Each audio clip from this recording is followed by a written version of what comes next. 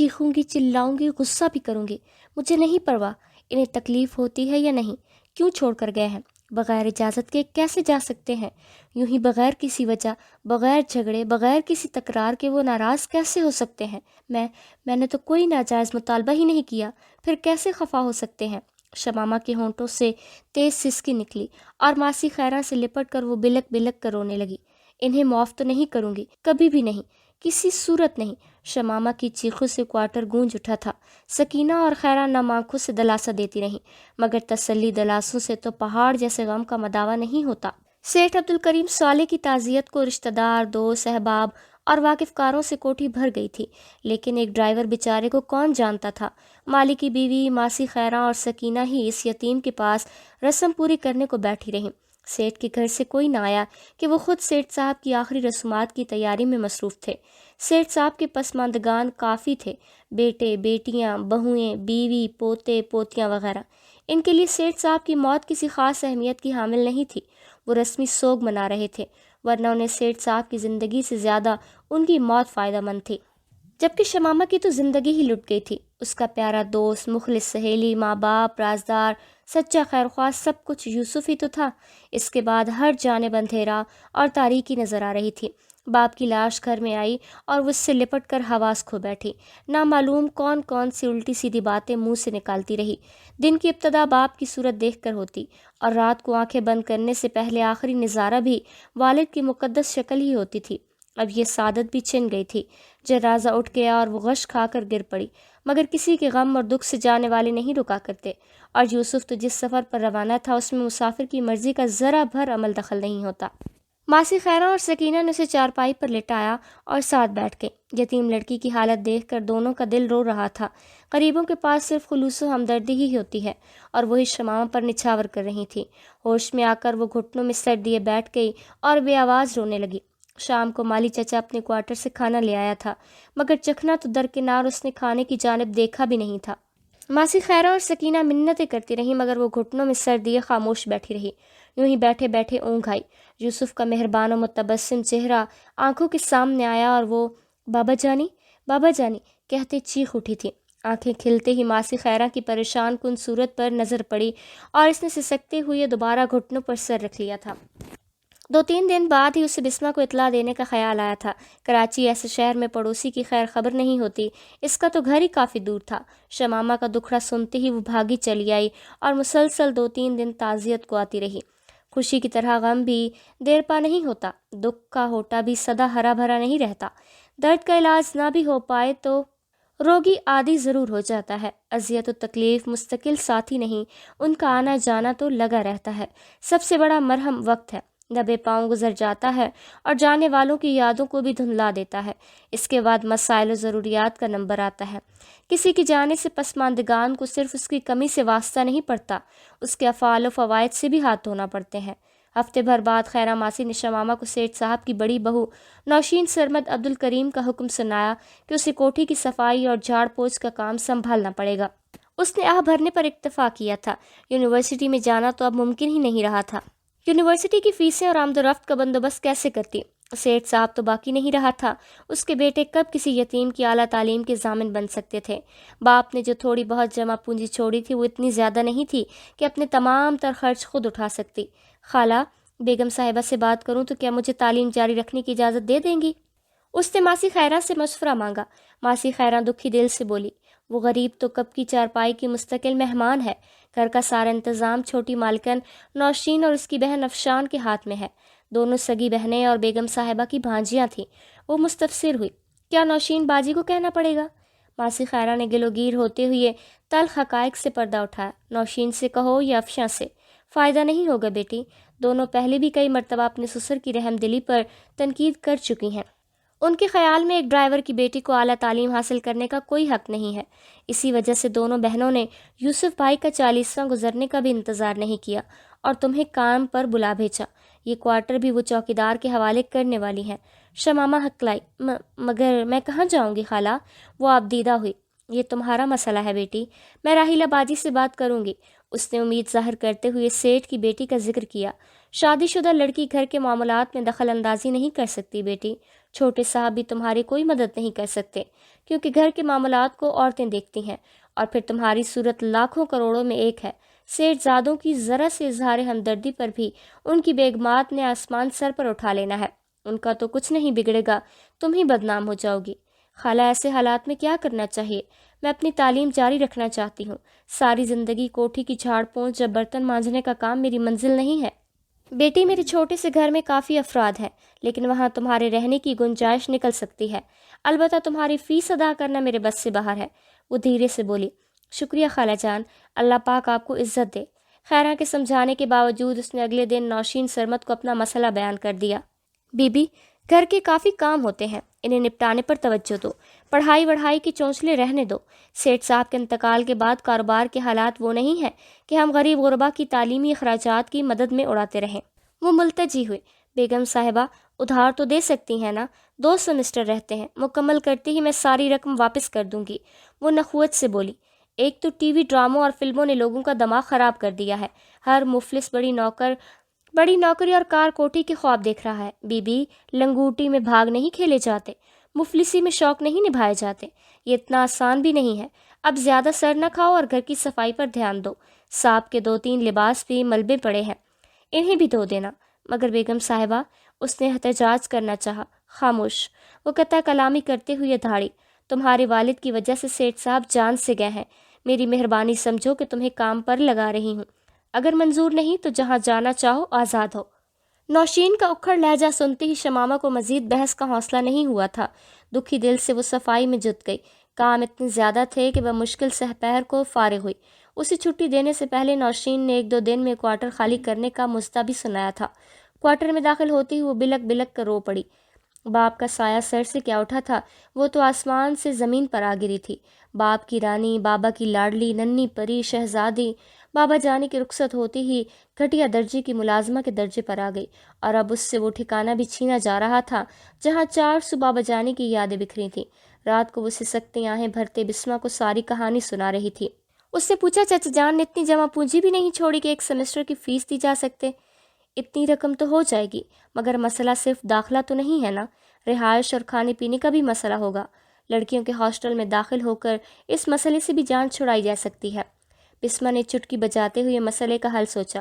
وہ دل گرفتگی سے بولی، ہاسٹل دارالامان نہیں ہے، ادھر بھی فیس ادا کرنا پڑے گی، کھانے پینے کا علیحدہ بل دینا پڑتا ہے، آمد و رفت کا کرایہ، اور پھر آخری سیمسٹر کی فیس کہاں سے لوں گی؟ بسمہ نے محتاط انداز میں پوچھا۔ ایک مشورہ دوں، برا تو نہیں مانو گی؟ سیٹھ محمد علی صدیقی نے میری شادی کرانے کا ذمہ اٹھایا تھا، تعلیم کا نہیں۔ دوسرا، انہوں نے بابا جانی کی وفات پر تعزیت کو آنا گوارا نہ کیا، تو ان سے مزید کیا امید رکھ سکتی ہوں؟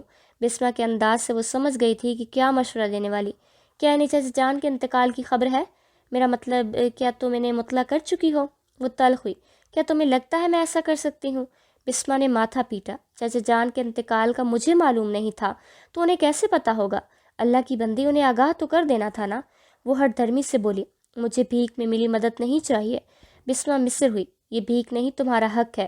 سیٹھ صاحب نے وعدہ کیا تھا، احسان نہیں کرے گا تمہاری مدد کر کے، اور نہیں کچھ رقم ادھار ہی دے دے، تعلیم سے فارغ ہوتے ہی لوٹا دینا۔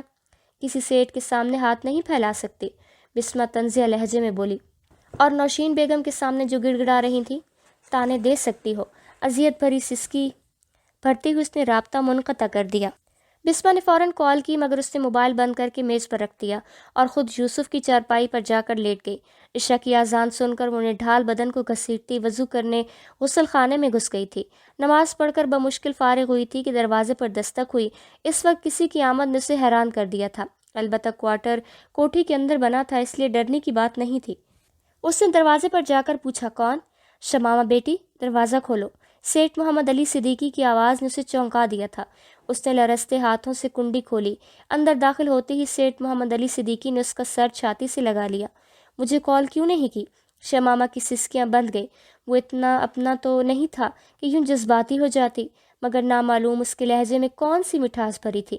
شمامہ پگھل گئی تھی اور جذبات کی شدت میں کچھ بولنے کے قابل ہی نہ رہی۔ ماتھے پر بوسہ دے کر سیٹھ صدیقی نے اس کے کندھے پر بازو رکھا اور سہارا دیتی ہوئی کمرے میں لے آیا۔ وہ سسکیاں بھرتے آنسو بہاتی رہی۔ سیٹھ محمد علی جذباتی انداز میں بولا، ابھی بسمہ بیٹی نے خبر دی اور میں فوراً بھاگ پڑا۔ ان سیٹھوں کی جرت کہ میری بیٹی سے گھر کا کام لے، میں ان کا پورا کاروبار اور گھر برباد کر دوں گا۔ وہ بس روتی رہی، اپنی حماقت پر، خود ساختہ غیرت پر، بے وقوفی اور نادانی پر اسے پشیمانی ہو رہی تھی۔ بغیر صدیقی صاحب کو اطلاع دیے اس نے سب کچھ خود سے فرض کر لیا تھا۔ یوسف بھائی سے وعدہ کیا تھا کہ انہیں کچھ ہو گیا تو میں ثالثہ اور شمامہ میں فرق روا نہیں رکھوں گا۔ اگر ان سے وعدہ نہ کیا ہوتا تب بھی تمہیں اکیلا نہ چھوڑتا۔ اتنی غیرت نہیں برتنا چاہیے تھی۔ تمہارا جھگڑا تو معاویہ کے ساتھ تھا نا؟ میں تو تمہارا چچا ہوں اور میرے پاس جو کچھ ہے وہ میری ذاتی کمائی ہے۔ چچا جان، بابا جانی نے مجھے دھوکہ دیا، بتائے بغیر چلے گئے۔ یہ بھی نہ سوچا ان کی شمو کیسے زندہ رہے گی، اکیلی، تنہا، بے سہارا، بے یار و مددگار۔ اتنا بھی خیال نہ کیا دنیا کے لوگ کتنے ظالم ہیں۔ اس کی سسکیاں بلند ہوئیں اور وہ صدیقی صاحب کے کندھے پر سر رکھ کر بلکنے لگی۔ ہے نا پاگل، اکیلی کیوں ہو؟ بے یار و مددگار ہوں تمہارے دشمن، بے سہارا ہوں تمہارا برا چاہنے والے، تمہارے چچا بھی زندہ ہے۔ اس کے سر پر شفقت پر ہاتھ پھیرتے ہوئے بولا، اب اٹھو، اپنے گھر چلے۔ نہیں چچا جان، وہاں نہیں، آپ مجھے عورتوں کے ہاسٹل میں داخل کرا دیں اور میری یونیورسٹی فیس جمع کرا دیں، اتنی مہربانی کافی ہوگی۔ صدیقی صاحب نے شفقت بھرے لہجے میں ڈانٹا، لگتا ہے تم پٹنے والی ہو۔ چچا جان، وہ روحان سی ہوئی، اس کی کوئی خیر خبر نہیں ملی بیٹی، اور وعدہ کرتا ہوں کہ اگر وہ واپس لوٹ آیا تو تمہیں ہاسٹل میں داخل کروا دوں گا۔ وہ ہچکچاتے ہوئے بولی، خالہ جان مجھے پسند نہیں کرتی چچا جان، یہ نہ ہو مجھے دیکھ کر ان کی طبیعت مزید خراب ہو جائے۔ تمہیں دیکھ کر ان کی طبیعت سنبھل جائے گی، بس یہ احتیاط کرنا کہ وہ کچھ بھی کہیں اعتراض نہ کرنا۔ شمامہ ہکلائی، کیا مطلب؟ ڈرو مت، وہ کچھ ایسا ویسا نہیں کہیں گی، بلکہ یقین دلاتا ہوں کہ وہ تمہیں مجھ سے زیادہ توجہ دیں گی۔ چچا جان، یہاں میرا سامان پڑا ہے، صدیقی صاحب نے اطمینان دلایا، کل آ کر لے جائیں گے، اور وہ اس بات میں سر ہلاتے ہوئے نقاب اوڑھنے لگی۔ کار سے اتر کر وہ ہچکچاتے ہوئی صدیقی صاحب کی معیت میں چل پڑی۔ عالی شان کوٹھی کو دیکھ کر اسے اتنی حیرانگی نہیں ہوئی تھی کہ وہ صدیقی صاحب کی حیثیت جانتی تھی۔ ڈرائنگ روم میں داخل ہوتے ہی عالیہ بیگم نے بے چینی سے ٹہلتی نظر آئیں۔ اس پر نظر پڑتے ہی وہ تیر کی طرح ان کی طرف بڑھی۔ لے آئے میری بہو کو؟ قریب آتے ہی اس نے وارفتگی سے شمامہ کو لپٹا لیا تھا۔ اس کی بات سن کر شمامہ کے ہوش اڑ گئے تھے۔ میک اپ کیوں نہیں کرایا؟ اور دلہن کے زیور کہاں ہیں؟ آپ بچے ہیں، جانتے نہیں دلہن کو کیسے سجایا جاتا ہے؟ وہ شوہر پر برس پڑی۔ صدیقی صاحب نے نرم لہجے میں تسلی دی، معاویہ کے آنے تک یہ سب بھی ہو جائے گا۔ کتنی پیاری ہے میری بچی، رستے میں کوئی تکلیف تو نہیں ہوئی؟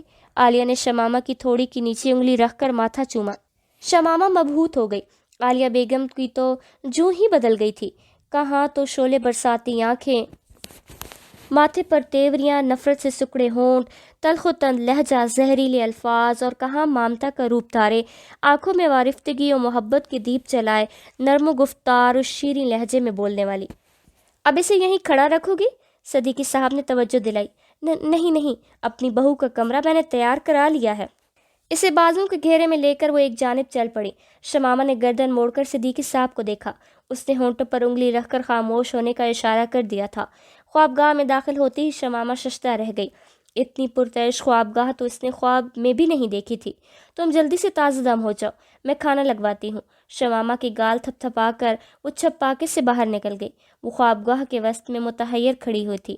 فرش پر بچھا ہلکے آسمانی رنگ کا دبیس قالین، جہازی حجم کا بیڈ، اس کے متوازی رکھا قیمتی صوفہ سیٹ، شیشے کی خوبصورت میز، مخملی پردے، بیڈ کے سامنے کی دیوار میں لگی بڑی LED، پشت کی دیوار میں لگا AC، جو دیوار میں اس خوبصورتی سے نصب کیا گیا تھا کہ جالی کے سوراخوں کے علاوہ کوئی ابھار نظر نہیں آ رہا تھا۔ دیواریں، پردے اور چھت آسمانی رنگ ہی میں رنگے تھے۔ چھت کو دیکھ کر آسمان اور اس میں جڑی ہتھیوں پر تاروں کا گمان ہوتا تھا۔ بیڈ کے دائیں جانب دیوار کے ساتھ کتابوں کا ریک رکھا تھا، جس کے صرف اوپری خانے میں ترتیب سے چند کتابیں پڑی تھیں۔ تپائی پر انٹرکام پڑا تھا، اس کے قریب فریم کی ہوئی تصویریں رکھی تھیں، جسے دیکھ کر شمامہ کا دل ناخوشگوار انداز میں دھڑکنے لگا۔ وہ اس کی اپنی تصویر تھی، اور جس موقع پر کھینچی گئی تھی وہ لمحے باوجود کوشش کے نہیں بھلا پائی تھی۔ دوسرے فریم میں ثالثہ و معاویہ کی تصویریں تھیں۔ وہ صوفے پر بیٹھی تھی اور معاویہ نے قالین پر بیٹھ کر اس کی گود میں سر رکھا ہوا تھا۔ بیڈ کے ساتھ مردانہ سلیپر دیکھتے ہی اس کا شک گمان میں نکل کر یقین کی حدود کو چھونے لگا تھا۔ قدم بڑھا کر اس نے ڈریسنگ روم کا پردہ ہٹایا۔ خوبصورت الماریوں میں لٹکے 20 مردانہ لباس اعلان کر رہے تھے کہ وہ معاویہ کی خوابگاہ ہے۔ غسل خانے میں جھانکنے پر اسے واش بیسن کے اوپر مردانہ استعمال کی اشیاء نظر آئیں۔ ایک دم وہ اپنے آپ میں سمٹ گئی تھی۔ یوں لگ رہا تھا جیسے معاویہ کی آنکھیں اسے گھور رہی ہوں۔ غسل خانے سے نکل کر واپس خوابگاہ میں داخل ہوئی اور پریشان سی صوفے پر ٹک گئی۔ وہاں رہنا ناممکن تھا۔ اس نے ارادہ کر لیا تھا کہ پہلی فرصت میں صدیقی صاحب کو اپنے ارادے سے آگاہ کرے گی۔ شاید اس کے خیال آڑ کر صدیقی صاحب تک پہنچ گئے تھے کہ وہ دروازہ کھٹکھٹا کر اندر داخل ہوئے۔ چچا جان، وہ بے تابی سے کھڑی ہوئی، ہونٹ احتجاج کو لرزے، مگر صدیقی صاحب نے ہاتھ اٹھا کر روک دیا۔ قریب پہنچ کر اسے بازو سے تھاما اور ساتھ بٹھا کر شفقت بھرے لہجے میں بولا، جانتی ہو بیٹی، تمہارا احتجاج بالکل بجا ہے۔ یہ خوابگاہ تمہارے قابل نہیں ہے۔ ایک قابل نفرت شخص کا بستر، غسل خانہ، خوابگاہ استعمال کرنا کسی شریف لڑکی کے لیے کہاں ممکن ہو سکتا ہے؟ لگ رہا تھا اس نے شمامہ کی سوچیں پڑھ لی تھیں۔ جی چچا جان، وہ سر جھکاتے ہوئے دھیرے سے بولی۔ وہ اس کا اس بات میں سر ہلانا ایک باپ کو یہ باور کرانا تھا کہ بلا شبہ اس کا بیٹا قابل نفرت اور گھٹیا تھا۔ وہ چاہ کر بھی خوش اخلاقی کا مظاہرہ نہیں کر پائی تھی۔ میں تمہیں ہاسٹل میں بھی رکھوا سکتا تھا، علیحدہ اپارٹمنٹ، بلکہ گھر بھی خرید کر دے سکتا تھا، مگر جانتی ہو ایسا کیوں نہیں کیا؟ ہلکا سا توقف کر کے وہ دکھی دل سے بولا، کیونکہ فی الحال اس گھر میں تمہاری اشد ضرورت ہے۔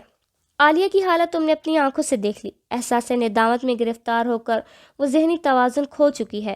شاید تمہیں پتہ نہ ہو، گزشتہ 3-4 ماہ سے وہ تمہیں گھر لانے کی ضد پکڑے ہوئی تھی۔ اتنے عرصے بعد آج میں نے اسے کچھ نارمل گفتگو کرتے دیکھا۔ اس کے چہرے پر خوشی کی چمک اور آنکھوں میں زندگی کی رمق دکھائی دی۔ تمہیں اس کمرے میں رہنے پر مجبور کرنا ایسی خود غرضی ہے جس سے تمہارا پہلے بھی پالا پڑتا رہا ہے۔ تم نے پہلے ایک اجنبی سیٹ کی منشا پر سر جھکا کر اعلیٰ ظرفی اور بلند حوصلگی کا مظاہرہ کیا۔ اب اپنے چچا اور خالہ کے لیے یہ کڑوا گھونٹ بھرنا پڑے گا۔ یہ گھر تو گیا، اگر تم نے یہ کمرہ بھی چھوڑا تو عالیہ مکمل طور پر بکھر جائے گی۔ اسے گمان بھی نہیں ہے کہ تم اس کے بیٹے سے کتنی نفرت کرتی ہو۔ یاد ہے ہم دونوں میاں بیوی کو تم بطور بہو قبول نہیں تھی، اور اب دونوں تمہیں اپنانے کو سعادت سمجھتے ہیں۔ خدا نہ خواستہ میرے کہنے کا مطلب یہ نہ سمجھنا کہ تمہیں معاویہ کو قبول کرنے پر مجبور کر رہا ہوں۔ ایسا بالکل نہیں ہے میری بچی، میں فقط یہ استدعا کر رہا ہوں کہ جب تک وہ مل نہیں جاتا تمہیں ایک ماں کی خاطر خود پر جبر کرنا ہوگا۔ تم وسیع ظرف اور کشادہ دل کی مالک ہو، یقیناً اس خود غرضی کو میری مجبوری جان کر درگزر کرو گی۔ اس کی آنکھوں میں نمی نمودار ہوئی۔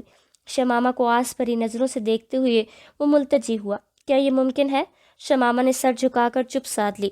شاید تمہاری ظرف سے زیادہ مطالبہ کر بیٹھا ہوں، اس نے اذیت بھرے لہجے میں پوچھا۔ کیا میرے پاس انکار کی گنجائش موجود ہے؟ ہاں، سیٹھ محمد علی نے دکھی دل سے سر ہلایا۔ شمامہ سسکی۔ مجھے معاف کر دینا چچا جان۔ گہرا سانس لیتی ہوئی سیٹھ محمد علی کے لبوں پر پھیکی مسکراہٹ نمودار ہوئی۔ کوئی بات نہیں بیٹی، اور جانتا ہوں میں یوسف بھائی کی جگہ نہیں لے سکتا، البتہ پوری کوشش کروں گا کہ اس کی جتنی توجہ، اتنا پیار اور ویسی اہمیت تمہیں دے پاؤں۔ عالیہ بیگم دروازے پر نمودار ہوئی۔ کھانا لگ چکا ہے بھائی، لے آؤ نا میری بہو کو۔ چلیں، اس نے نشست چھوڑ دی۔ کھانے کی میز پر عالیہ پکوان اٹھا کر اس کی جانب بڑھاتی رہی۔ وہ یوں ناز اٹھا رہی تھی کہ گویا سچ مچ پسند کی بہو گھر لے آئیں۔ رہ کر شمامہ کے موہنے چہرے کو گھورتے ہوئے وہ شفقت و چاہت سے مسکرا دیتی۔ کھانا کھا کر صدیقی صاحب اپنی خوابگاہ کی طرف بڑھ گیا، گویا انکار کی ذمہ داری شمامہ کے ناتواں کندھوں پر ڈال دی تھی۔ عالیہ نے اس کا ہاتھ تھام کر چاہت بھرے لہجے میں کہا، چلو تمہیں کمرے تک چھوڑا، معاویہ بیٹا بھی آتا ہی ہوگا۔ خفا ہو رہا تھا کہ جب تک اس کی شمع رانی نہیں آئے گی وہ نہیں لوٹے گا۔ اب تو ضرور آئے گا، آ جائے گا نا؟ اس سے معصومانہ لہجے میں تصدیق چاہی۔ وہ خلوصی دل سے بولی، انشاءاللہ خالہ جان، ضرور آئے گا۔ خوابگاہ تو پسند آئی ہے نا؟ کل بازار چلیں گے، تمہارے لیے بہت سے سامان خریدوں گی، ثالثہ کو بھی ساتھ لے چلیں گے۔ اپنی بھابھی کو دیکھ کر وہ ششتہ رہ جائے گی۔ ہاں ہاں، عالیہ نے مسرت بھرا کہا لگایا۔ شمامہ کے ہونٹ انکار کو لرزے، مگر عالیہ کے مسرت بھرے چہرے پر نظر پڑتے ہی اس کی ہمت جواب دے گئی۔ وہ مزمحل قدموں سے خوابگاہ کی طرف بڑھ گئی۔ اندر جا کر بھی عالیہ بیگم کافی دیر اس سے گپ شپ کرتی رہی۔ اچانک اسے یوسف کا انتقال یاد آیا اور وہ شمامہ کو لپٹا کر دل جوئی میں لگ گئی۔ اس کے رخصت ہونے کے بعد وہ بھی کمرے سے نکلی اور سیڑھیوں کے ذریعے دوسری منزل پر اور وہاں سے چھت پر پہنچ گئی، مگر اس سے زیادہ دیر باہر نہ رہا گیا۔ گرم شال بھی سردی کا مقابلہ نہیں کر پائی تھی، مجبوراً اسے کمرے میں آنا پڑا۔ وہ بیڈ کا رخ نہ کر سکی کہ لگ رہا تھا کہ اب تک معاویہ کا وجود اوپر پڑا ہو۔ وہ سکڑ سمٹ کر صوفے پر ہی لیٹ گئی، مگر شال لحاف کی ضرورت تو پوری نہیں کرتی۔ وہ زیادہ دیر سردی برداشت نہ کر سکی اور ہچکچاتے ہوئے بیڈ کی طرف بڑھ گئی، جہاں خوبصورت ملائم کورین کمبل دھرا تھا۔ کمبل کو ہاتھ لگاتی ہی وہ کانپ گئی تھی۔ لگا معاویہ کے جسم کو چھوڑ رہی ہے۔ دماغ میں معاویہ کا ملتجی لہجہ گونجا، تمہارے بغیر جی نہیں پاؤں گا، وعدہ کرتا ہوں تمہیں خوش رکھوں گا، جو اعتبار چاہیے ہو دینے کو تیار ہوں، کہہ تو سکتی ہو نا تم نے مجھے معاف کیا، اتنی سنگ دل ہو گئی ہو کہ کسی کو معاف بھی نہیں کر سکتی۔ اس نے جھجکتے ہوئے بیڈ پر نشست سنبھالی، یوں لگا کہ معاویہ کی گود میں بیٹھ گئی ہو۔ وہ ایک دم کھڑی ہو گئی۔ معاویہ کا برہمی لہجہ سماعتوں میں گونجا، بھاڑ میں جاؤ تم اور تمہارے ڈرائیور بابا، حد ہوتی ہے بے شرمی و بے حیائی کی، اور بڈھے تم اپنی بیٹی کو لگام نہیں دے سکتے، اس بد شکل کو برقع پہنا کر امیر لڑکوں کو پھنسانے پر لگایا ہوا ہے۔ وہ فوراً صوفی کی جانب مڑ گئی، گرنے کے انداز میں بیٹھتے ہوئے اس نے سر تھام لیا تھا۔ اب معاویہ کی ندامت بھری آوازیں سماعتوں میں گونجنے لگیں، تمام سن لیں، میں معاویہ علی صدیقی مس شمامہ رانی سے معذرت کر رہا ہوں، مجھے اپنی زیادتیوں کا اعتراف ہے، میری طرز عمل نہ صرف نامناسب بلکہ بیہودہ تھا۔ وہ بآواز بلند بڑبڑائی، بیہودہ نہیں، گھٹیا، واہیات، لچڑ اور نفرت انگیز تھا۔ معاویہ کا ملتجی لہجہ سنائی دیا، کتنی بار معذرت کرنا پڑے گی، کس کس کس سامنے گناہوں کا اعتراف کرنا پڑے گا، کون کون سی سزا کاٹنا بھی باقی ہے، اور کب معافی ملے گی؟ مجھے اپنے کیے کی سزا مل گئی ہے شمامہ، میں نے غلط کیا تھا، تم وہی غلطی نہ دہراؤ۔ وہ درشتگی سے چلائی، تمہیں ہمیشہ کے لیے معافی مانگنا پڑے گی، پوری دنیا کے سامنے اعتراف گناہ کرنا پڑے گا۔ سزا تمہیں ملی کب ہے؟ بہت سی سزا کاٹنا باقی ہے مسٹر۔ بے شک تم نے غلط نہیں، بہت غلط کیا، اور میں غلطی نہیں دہرا رہی، فقط تمہیں دھتکار رہی ہوں، اور ہمیشہ ایسا ہی کرتی رہوں گی۔ اس نے دہائی دی، اب تو میں نے تمام کے سامنے اپنی غلطی کا اعتراف کر لیا ہے، آپ کے والد محترم سے بھی معافی مانگ لی ہے، آپ سے پہلے بھی معذرت کی ہے، پھر اپنی زیادتیوں پر شرمندگی کا اظہار کرتا ہوں۔ پلیز مجھے نہ ٹھکراؤ، مجھے ہر سزا منظور ہے، بس تم صلح کر لو۔ دوستی وغیرہ کی بات نہیں کر رہا، میں آپ سے شادی کرنا چاہتا ہوں۔ وہ چلائی، تم سے شادی کرتی ہے میری جوتی، اور تمہیں شرمندہ ہونا چاہیے، ایک بار نہیں بار بار، اور میں تمہیں ٹھکراتی رہوں گی، دھتکارتی رہوں گی، کیونکہ تم اسی قابل ہو۔ وہ لجاجت سے بولا، جب غصہ اتر جائے، جب میری زیادتیوں کو معاف کرنے پر تیار ہو جاؤ، جب لگے میری سزا پوری ہو گئی ہے، جب خیال آئے میری اذیتوں کا اختتام ہو جانا چاہیے، جب جان جاؤ میرے پچھتاوے حقیقت ہے، جب محسوس ہو میرے دکھوں کا پلڑا آپ سے ہونے والی زیادتی سے بھاری ہو گیا ہے، جب سمجھو میری محبت میں کھوٹ نہیں ہے، جب یقین آ جائے مجھ سے بہتر آپ کا خیال کوئی نہیں رکھ سکتا، تو اشارہ کرنا، میں منتظر ہوں گا۔ میری جھولی ہمیشہ پھیلی رہے گی، میری مناجات تمہیں طلب کرتی رہیں گی، میری امیدوں اور زندگیوں کا اختتام ایک ساتھ ہوگا۔ مجھے تمہارے جھوٹوں پر اعتبار نہیں ہے، دور ہو جاؤ میری نظروں سے۔ ٹانگیں سمیٹ کر اس نے صوفے پر رکھیں اور گھٹنوں کے گرد بازو لپیٹ کے، سردی بڑھ گئی تھی، کسی کو ہیٹر آن کرنے کا خیال نہیں آیا تھا، ورنہ اتنی سردی محسوس نہ ہوتی۔ چند لمحے یوں ہی بیٹھنے کے بعد وہ جھلاتے ہوئی کھڑی ہوئی اور بے جھجک ملائم کمبل میں رینگ گئی۔ کانوں میں معاویہ کا مسرت بھرا کہا گونجا۔ وہ دانت پیستی ہوئی بڑبڑائی، تم سے راضی نہیں ہوئی، صرف سردی کی وجہ سے گندے کمل میں لیٹی ہوں، ایک ماں کے جذبات کا خیال نہ ہوتا تو اس کمرے پر تھوکنا بھی پسند نہ کرتی۔ معاویہ خاموش رہا تھا، یقیناً شمامہ کی وضاحت نے اسے آئینہ دکھا دیا تھا۔ چند لمحے کمبل کا لمس اسے کراہیت آمیز اور وحشت خیز لگتا رہا، مگر جلد ہی خوشگوار حدت نے دل سے یہ احساس زائل کر دیا۔ اس کے پپوٹے وزنی ہونے لگے، تھوڑی دیر میں بھاری سانس گہری نیند کا اعلان کر رہے تھے۔ چہرے پر تشکر کا احساس لیے وہ قریب آیا، شکریہ، تم نے میرے کمبل کو اپنے پاکیزہ قرب کی سعادت بخشی، تمہاری جرت کیسے ہوئی قریب آنے کی اور مجھے چھونے کی؟ اس کا ہاتھ ناگواری سے پیچھے ہٹاتے ہوئے برہم ہوئی۔ اس نے گھبرا کر وضاحت کی، بیڈ پر نہیں، نیچے بیٹھا ہوں، اور تمہیں نہیں، کمبل کو چھوا ہے۔ وہ درشتگی سے بولی، تمہیں میری اجازت کے بغیر کمرے میں نہیں آنا چاہیے تھا۔ وہ دھیرے سے مسکرایا، یہ ہم دونوں کی خوابگاہ ہے نا؟ شمامہ نے انکار میں سر ہلایا، نہیں، یہ صرف میری ہے۔ ٹھیک ہے، مگر اب اٹھو اور نماز پڑھ لو، کہیں قضا نہ ہو جائے۔ پلکیں واں ہوئیں اور نظریں دیوار پر ٹنگی گھڑی پر پڑیں۔ سوئیاں اعلان کر رہی تھیں کہ طلوع آفتاب میں بمشکل آدھ گھنٹہ باقی تھا۔ اس کا اپنا کمرہ ایسا تھا کہ اذان اندر سنائی دیتی تھی، مگر یہ پرتعش خواب تو ساؤنڈ پروف لگتی تھی۔ وہ بستر چھوڑ کر غسل خانے کی طرف بڑھ گئی۔ نماز پڑھ کر اس نے کتابوں کی الماری میں قرآن مجید ڈھونڈنے کی کوشش کی، مگر ناکامی ہوئی۔ وہ دوسری کتابیں دیکھنے لگی، 2-3 انگلش ناولز، چند نصابی کتابیں، درجن بھر فیشن میگزین اور ایک خوبصورت جلد والی ڈائری۔ ڈائری آدھے سے زیادہ بھری ہوئی تھی۔ متجسس ہو کر اس نے پہلا صفحہ کھولا، مگر ایک دم بے چینی محسوس ہوئی۔ بغیر اجازت کسی کی ذاتی زندگی میں جھانکنا اسے کسی صورت زیب نہیں دیتا۔ اس نے گھبرا کر ڈائری تپائی پر رکھی اور کمبل اوڑھ کر بیک گراؤنڈ سے ٹیک لگائی۔ زندگی عجیب موڑ پر لے آئی تھی۔ جس شخص کا نام سننا گوارا نہیں تھا، اس کے بستر پر لیٹنا، کمبل اوڑھنا، اس کا بیت الخلاء و غسل خانہ استعمال کرنا اچنبے میں ڈالنے والا ہی تو تھا۔ سیٹھ محمد علی صدیقی اور عالیہ بیگم کی شخصیات ان کے لیے کبھی بھی پسندیدہ اور قابل احترام نہیں رہی تھیں۔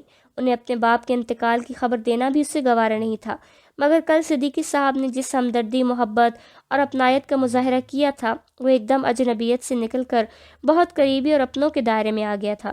ایسے برتاؤ کا تو اس نے تصور بھی نہیں کیا تھا۔ موبائل فون کی گھنٹی نے اسے خیالات سے باہر نکالا۔ اسکرین پر بسمہ کا نام چمک رہا تھا۔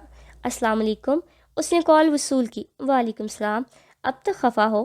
اس نے محتاط انداز میں پوچھا۔ بھلا اپنی بہن سے خفا رہ سکتی ہوں؟ بسمہ نے طمانینت بھرا سانس لیا۔ شکر ہے، میں تو سہمی ہوئی تھی کہ شمو رانی کو منانے کو جانے کتنی منتیں کرنا پڑیں گی۔ وہ اب دیدہ ہوئی۔ تم اتنی اچھی کیوں ہو؟ ہاں ہاں، بسمہ کا کہا گونجا۔ یہ تو تمہارے عقیل بھیا بھی پوچھتے رہتے ہیں، اور ماں بدولت کا جواب ہوتا ہے، ہمیں اللہ پاک نے اتنا اچھا، پیارا اور پرکشش بنایا ہے۔ شمامہ جذباتی ہوئی۔ سچ میں عقیل بھائی خوش قسمت ہیں کہ انہیں تم ملی ہو۔ زیادہ خوشامد کی ضرورت نہیں۔ اور یہ بتاؤ، صدیقی صاحب نے خیر خبر لی کہ نہیں؟ کل اسی وقت انہیں کال کر کے چچا جان کے انتقال کا اور تمہاری حالت کا بتا دیا تھا۔ وہ شوخی سے ہنسی۔ پتہ ہے اس وقت کہاں لیٹی ہوں؟ یہ میرے سوال کا جواب نہیں ہے۔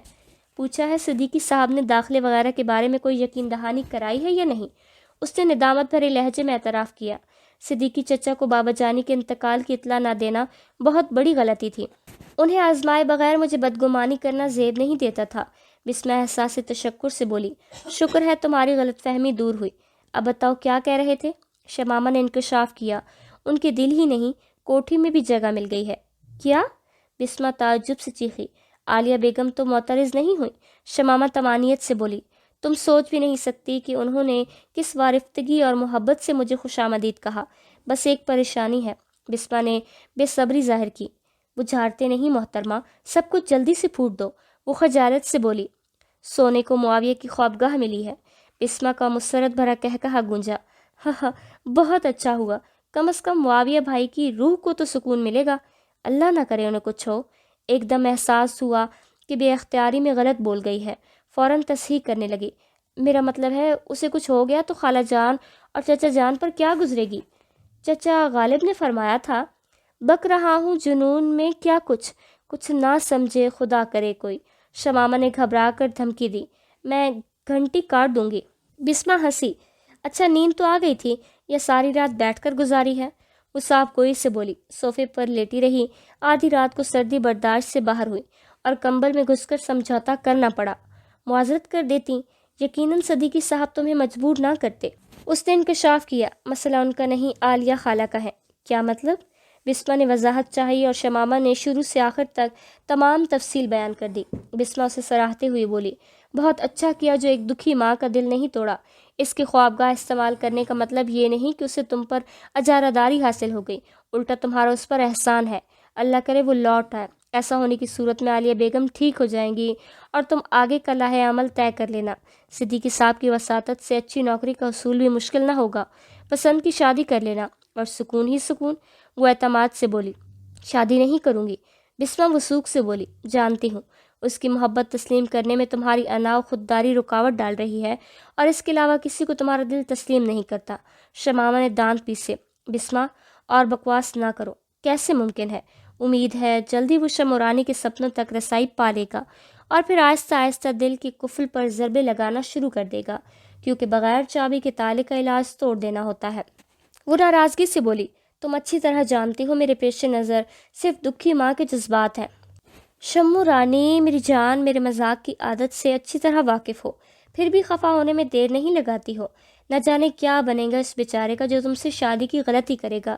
یقیناً روز کے 24 میں سے 25 گھنٹے تم خفگی میں گزار دو گی، اور اس غریب کا صرف ایک ہی مشغلہ ہوگا کہ ہر وقت شمو رانی کو مناتا رہے۔ منانا تو اسے پڑے گا، مگر 24 میں 25 گھنٹے کیسے ممکن ہے؟ شمامہ بے ساختہ ہنس پڑی۔ وہ بے پرواہی سے بولی، دن رات منتیں رٹنے والے کو 24 گھنٹے 25 نہیں 48 گھنٹے لگیں گے۔ شمامہ نے موضوع تبدیل کیا، کلاسیں کب شروع ہو رہی ہیں؟ سوموار سے شروع ہیں۔ دستک ہوئی اور اس نے بعد میں بات کرتے ہیں کہہ کر رابطہ منقطع کر دیا۔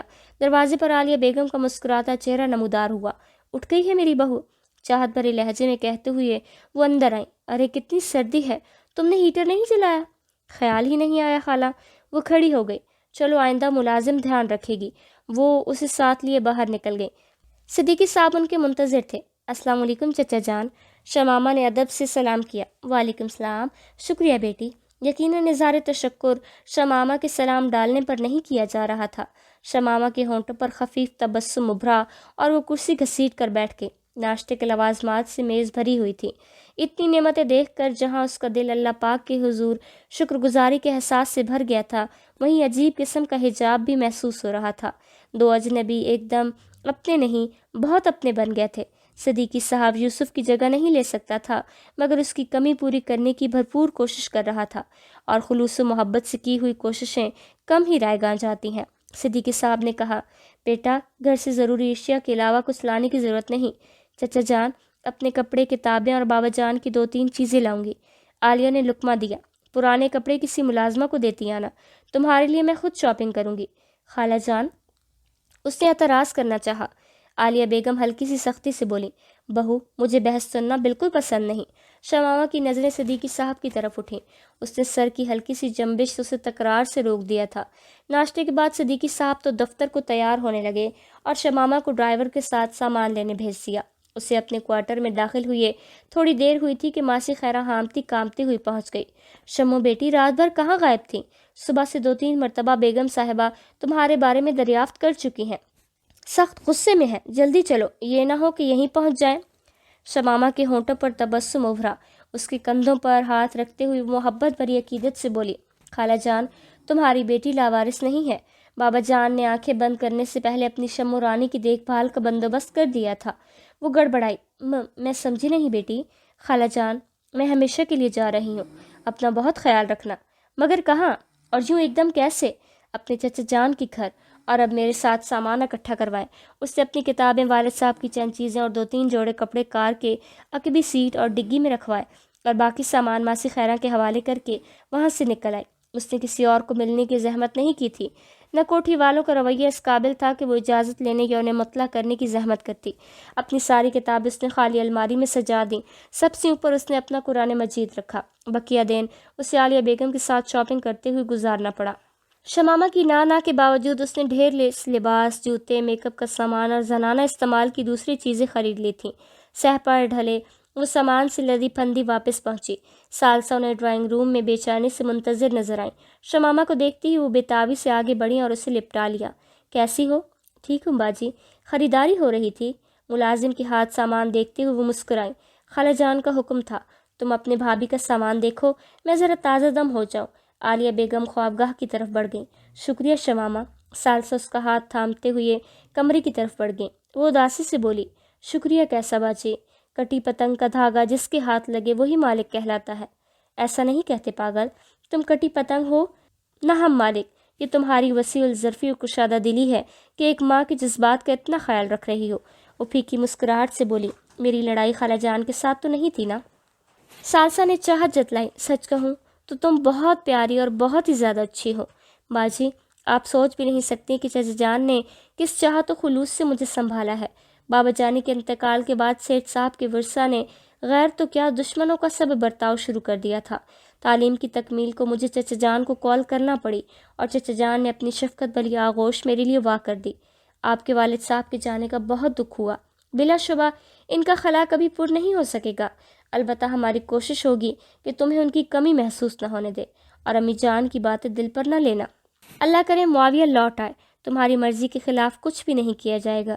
جانتی ہوں، شمامہ دھیرے سے بولی۔ ثالثہ نے معاویہ کی ایک الماری اس کے لیے خالی کر دی تھی۔ شمامہ نے نئے اور پرانے لباس اس میں لٹکا دیے۔ اس کی ڈائری پڑھ رہی ہو؟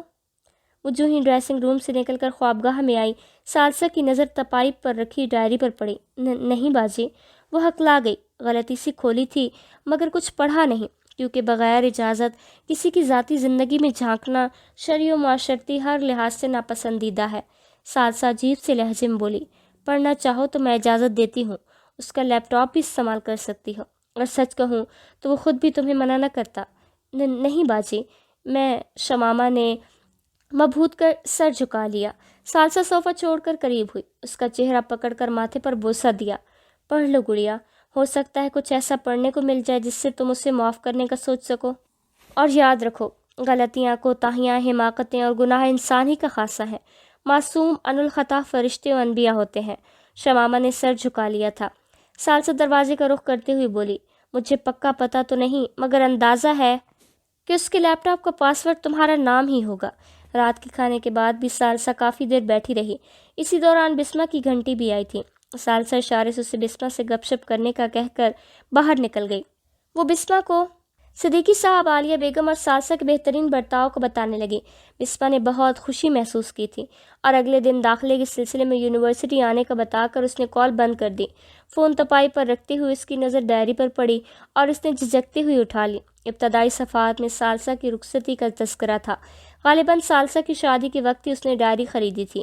ان صفحات کو پڑھ کر اندازہ ہوا کہ وہ اپنی باجی کو کتنا چاہتا تھا، اس سے کتنی عقیدت رکھتا تھا، اور اس کی شادی کا اس سے کتنا دکھ ہوا تھا۔ ثالثہ کو کھانے میں کیا پسند تھا، پہننے میں کیا اچھا لگتا تھا، وہ اس سے کا اظہار کیسے کرتی تھی، ہنستی روتی کیسی تھی اور معاویہ کا کتنا خیال رکھتی تھی۔ صفحات کو پڑھتے ہوئے شمامہ کے دل میں حسرت پیدا ہوئی کہ کاش اس سے بھی اتنی محبت کرنے والا کوئی بھائی ہوتا۔ ثالثہ کے شوہر فرحان کے متعلق بھی اس نے اپنے خیالات کا اظہار کیا تھا۔ وہ فرحان کا شکر گزار تھا کہ اس کی باجی کو اتنی ہی محبت تھی جتنی کہ وہ حقدار تھی۔ عالیہ بیگم اور صدیقی صاحب کی بھی ایک دو واقعات درج تھے جن میں والدین کی اس کے ساتھ محبت کا پتہ چلتا تھا۔ ایک صفحے پر کسی پروین نامی لڑکی کا ذکر درج تھا۔ اس کے حسن کا نقشہ کھینچ کر لکھا تھا۔ وہ پہلی لڑکی تھی جسے دیکھ کر اس کے دل میں شادی کرنے کی تمنا جاگی تھی۔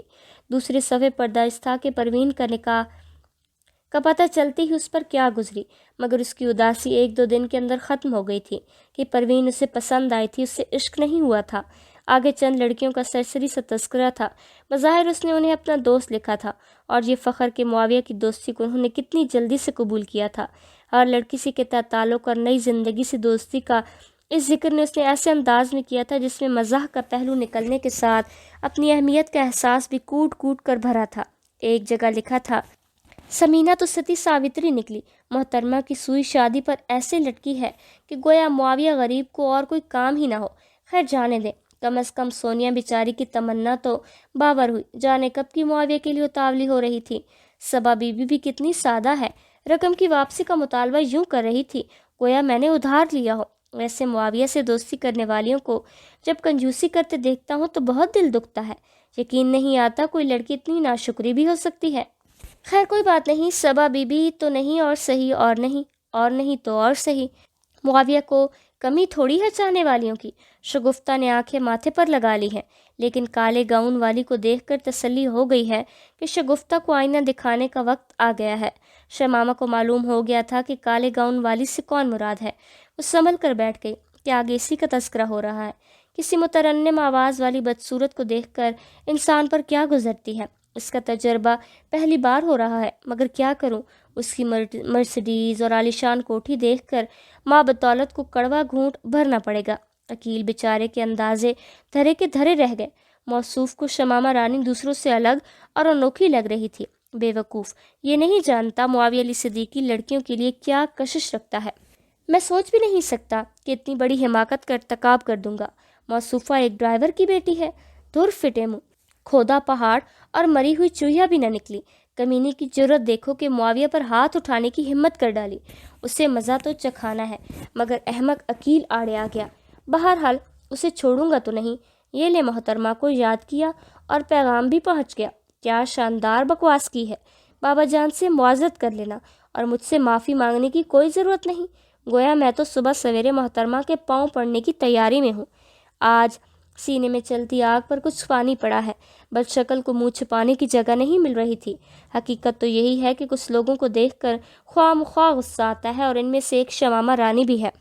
ویسے محترمہ کا نام شمو نوکرانی ہونا چاہیے۔ خیر دیکھتے ہیں غزالہ کیا کر پاتی ہے۔ ارادہ تو یہی ہے محترمہ کے برقی کی دھچیاں بکھیر دوں گا۔ عقیل کی بات مان لینا چاہیے تھی۔ بہت غلط ہو گیا، مجھے اندازہ ہی نہ ہوا وہ ایسی ہوگی۔ بہرحال معافی تو میں نہیں مانگ سکتا، البتہ اب اسے چھیڑوں گا نہیں، اپنے حال پر چھوڑ دوں گا۔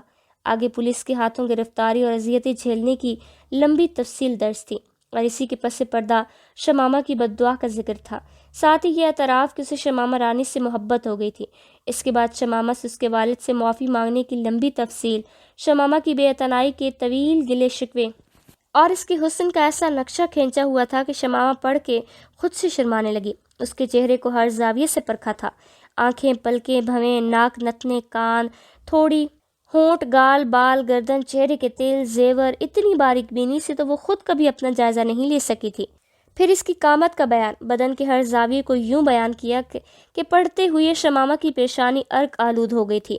لگتا تھا فیتہ لے کر اس نے شمامہ کا انگ انگ ناپ لیا ہو، مگر کسی بھی جگہ اس کے الفاظ سے یہ گمان نہیں ہوتا تھا کہ اس تفصیل کے پس پردہ کوئی مذموم خواہش یا تمنا چھپی ہے۔ شمامہ کے لیے ہر جگہ پاکیزہ و مقدس رانی کے الفاظ استعمال کیے تھے، اپنے سابقہ رویے کو جا بجا گھٹیا، بیہودہ، واہیات و احمقانہ تسلیم کیا تھا۔ شمامہ کے رویے پر وہ افسردہ، پریشان و غمگین تو تھا ہی، لیکن کہیں بھی گلہ شکوہ شمامہ کو زیادتی کا مرتکب نہیں لکھا تھا۔ ہر جگہ خود کو قصوروار ٹھہرا کر شمامہ کے رویے کو حق بجانب لکھا تھا۔ ایک جگہ تحریر تھا، میں اس کے قابل ہی کہاں ہوں، وہ صاف و شفاف شبنم کے دھلے ہوئے قطرے کی مانند اور میں بدبودار جوہر کا کیچڑ، وہ گلاب کے پھول جیسی اور میں بیبول کا کانٹا، وہ شہد کی طرح شیریں اور میں اندرائین جیسا کہ وہ تازہ ہوا کا خوشبودار جھونکا اور میں تپتی لو، وہ شرم و حیا کا پیکر اور میں سراپا بے حیائی، وہ دیندار و متقی اور میں گمراہ و بدکار۔ کسی بھی طرح سے دور ہوتی بیچ اپنی دوریوں میں سراپا چہل و ظلمت اور لطافت کی کرن آدھی سے زیادہ ڈائری میں شمامہ کا ذکر تھا۔ آخری صفحات میں اپنی جان سے پیاری باجی کی برہمی و درشتگی رویے پر حیرانگی و پریشانی کا اظہار کرتے ہوئے لکھا تھا، سب سے بڑی طرفدار بھی شمامہ کی حامی نکلی، آخری امید باجی جان کا شفیق سہارا تھا، وہ بھی ہاتھ سے گیا۔ کل اسے منانے جاؤں گا، یقیناً اپنے لاڈلے سے زیادہ دیر ناراض نہیں رہ سکیں گی، مائیں کب اولاد سے خفا رہ سکتی ہیں، اور باجی میرے لیے ماں جیسی ہی تو ہے۔ اس کے بعد کے چند صفحات خالی تھے۔ ڈائری تپائی پر رکھ کر وہ کمبل میں گھس گئی۔ گھڑی کی سوئیاں 2 بجے کے ہندسے کو عبور کر چکی تھیں، لیکن نیند آنکھوں سے دور تھی۔ دماغ میں کبھی معاویہ کا گھٹیا رویہ گونجنے لگتا اور کبھی اس کی لجاجت بھری آواز سنائی دینے لگتی۔ اتنی سنگ دل ہو گئی ہو کہ معاف بھی نہیں کر سکتی؟ اس کے لبوں سے بے ساختہ پھسلا۔ کر تو دیا ہے معاف، اب لوٹ آؤ تاکہ خالہ جان اور چچا جان کے دکھوں کا اختتام ہو۔ اگر میں واپس لوٹا تو یقیناً یہ خوابگاہ پاکیزہ و مقدس وجود کے قرب سے محروم ہو جائے گی، اس لیے واپس نہیں آ سکتا، البتہ وعدہ کرو کہ یہیں رہو گی تو لوٹ آؤں گا۔ وہ بڑبڑائی، تمہیں معاف کر دیا ہے یہ کافی سمجھو، زیادہ کی امید نہ رکھنا۔ ثالثہ نے اس کے ساتھ ڈرائیور بھیجنے کی بجائے خود جانا پسند کیا تھا۔ بسمہ وکیل خوش اخلاقی و محبت کے ساتھ ثالثہ سے ملے تھے۔ یونیورسٹی آمد و رفت شروع ہوئی تھی۔ مصروفیت نے جہاں بابا جانے کی یاد سے دور کے مواقع دیے تھے، اذیتناک سوچوں سے بھی اطمینان بخشا۔ بسمہ کی شوخی و شرارتیں پہلے سے بڑھ گئی تھیں۔ شمامہ کو لانے لے جانے کی ذمہ داری تو ایک بوڑھے ڈرائیور کے سپرد ہوئی تھی، البتہ سہ پیر کے وقت ثالثہ سے ڈرائیونگ سکھانے لے جاتی۔ پہلے پہر تو شمامہ کو خفت محسوس ہوئی اور اس نے ثالثہ کو منع کرنا چاہا، مگر ثالثہ نے پیار بھرے لہجے میں ڈانٹ پلا دی۔ مجبوراً اسے خاموش ہونا پڑا۔ 1 ماہ کے اندر وہ ٹھیک ٹھاک ڈرائیونگ کرنے لگی۔ ثالثہ نے اس کے لائسنس کے اصول کی درخواست بھی جمع کرا دی تھی۔ وہ گھر میں ہوتی تو عالیہ بیگم کی دل جوئی میں لگی رہتی۔ شمامہ کی آمد و رفت سے اسے بہت تقویت مل رہی تھی۔ رات کو وہ خود اس کے لیے دودھ لے جاتی اور 1.5 گھنٹہ پاس بیٹھ کر گپ شپ کرتی۔ اس دوران کبھی تو اس کی ٹانگیں دبانا شروع کر دیتی اور کبھی سر میں تیل کی مالش کر دیتی۔ عالیہ بیگم کے لیے مبغوض ترین لڑکی اب محبوب ترین تھی۔ صدیقی صاحب کا رویہ سگے چچا سے کم نہیں تھا۔ بے کہے اور جتلائے اس کی ہر خواہش و تمنا پوری کی جاتی، بلکہ توقع سے زیادہ پذیرائی ہو رہی تھی۔ گھر والوں کے ساتھ اجنبیت اور پرایا پن تو ابتدائی چند دنوں ہی میں ہوا ہو گیا۔ معاویہ کی خوابگاہ سے وہ اتنی ہی مانوس ہو گئی جیسے وہ اپنی خوابگاہ ہو۔ بابا جان اس سے بہت دفعہ خواب میں ملے اور اس کی خوشی میں بھرپور خوش تھے۔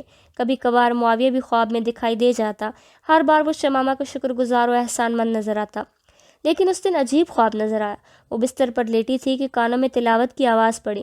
کوئی بہت خوبصورت اور دلسوز آواز میں سورہ رحمان پڑھ رہا تھا، اتنی پیاری آواز کہ وہ تڑپ کر اٹھی اور آواز کی سمت کھینچتی چلی گئی، مگر کمرے سے باہر جانے پر اسے تلاوت کرنے والا نظر نہ آیا۔ وہ بھاگ کر دوسری منزل پر پہنچی مگر وہاں بھی کوئی موجود نہ تھا، البتہ آواز تواتر سے آ رہی تھی۔ فَبِآلَاءِ رَبِّكُمَا تُكَذِّبَانِ کی تکرار سنتے ہی وہ بھاگ کر چھت پر چڑھی۔ سانس پھول رہا تھا۔ چھت پر بھی کسی کو موجود نہ پا کر اس نے قدم روکتے ہوئے آواز کے مقام کا تعین کرنے کی کوشش کی۔ اب لگ رہا تھا آواز نیچے سے آ رہی ہے۔ وہ سیڑھیاں اترتے ہوئے نیچے پہنچی۔ ڈرائنگ میں پہنچتے ہی لگا آواز اس کی جانب اپنی خوابگاہ سے بلند ہو رہی ہے۔ وہ بے صبری کا مظاہرہ کرتے ہوئے اندر داخل ہوئی۔ اپنے بیڈ پر اجنبی مرد کو دیکھتے ہوئے دل خوف سے دھڑکنے لگا تھا۔ قبلہ رخ ہونے کی وجہ سے اس کے دروازے کی طرف پیٹ کر تھی۔ دل سوز آواز نے زیادہ دیر خوفزدہ نہیں رہنے دیا۔ محتاط انداز میں سرکتے ہوئے وہ بیڈ کی پانتی سے گھوم کر اسے دیکھنے کو سامنے ہونے لگی کہ اچانک موبائل فون کی گھنٹی نے اسے متوجہ کیا۔ دل سوز تلاوت کے مقابل فون کی ٹون اسے نہایت کریہ لگی تھی۔ وہ موبائل فون بند کرنے تپائی کی طرف لپکی، تبھی وہ تلاوت روکتے ہوئے اس کی جانب مڑا اور ایک دم آنکھ کھل گئی۔ وہ اس کی شکل نہیں دیکھ پائی تھی۔ موبائل فون کا الارم تسلسل سے بج رہا تھا اور اس کا دل یوں دھک دھک کر رہا تھا کہ گویا سینے کا پنجرہ توڑ کر باہر آ گرے گا۔ الارم بند کرنے کے بعد وہ کئی لمحوں تک بستر نہ چھوڑ سکی۔ اتنی پیاری تلاوت اس نے زندگی میں پہلی بار سنی تھی۔